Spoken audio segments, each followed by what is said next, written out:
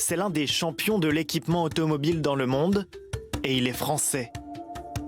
Novares, c'est 12 000 salariés dont 1350 en France. Sur ses images promotionnelles, l'entreprise met en avant sa haute technologie qui lui avait permis de dépasser le milliard d'euros de chiffre d'affaires l'année passée. Mais l'épidémie a stoppé net la success story française. La quasi-totalité des usines du groupe est à l'arrêt.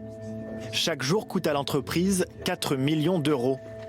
À court de trésorerie, son PDG se tourne alors vers les banques pour emprunter de l'argent, mais celles-ci refusent de mettre la main au porte-monnaie. Novares est depuis en redressement judiciaire pour trouver un repreneur et sauver ses emplois. Après avoir baissé les rideaux le temps de la tempête sanitaire, les entreprises ont besoin de cash pour relancer leur activité. Elles se tournent donc vers les banques, mais beaucoup peinent à obtenir un prêt. Les banques nous laissent à penser qu'elles ne jouent pas le jeu. À la tête de l'Association française des usagers des banques, Serge Maître reçoit depuis plusieurs jours des milliers de plaintes d'entreprises qui voient leur demande de prêt refusée. Les banques souvent invoquent des raisons. Bah oui, mais notons que ce sont des mauvaises raisons. C'est l'absence de fonds propres suffisants. Mais ça, c'est la maladie de toutes les entreprises françaises qui n'ont pas assez de fonds propres, effectivement. Deuxièmement, c'est la jeunesse. Ah ben voilà une entreprise qui a 3 ans, c'est pas assez vieux.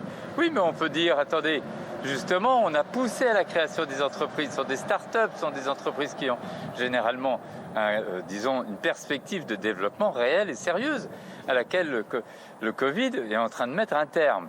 Donc là, autant d'hypothèses qui ne sont pas véritablement crédibles.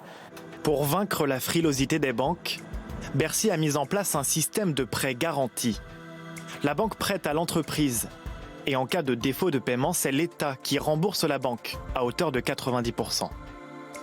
57 milliards d'euros ont ainsi été prêtés à 350 000 entreprises sur le territoire.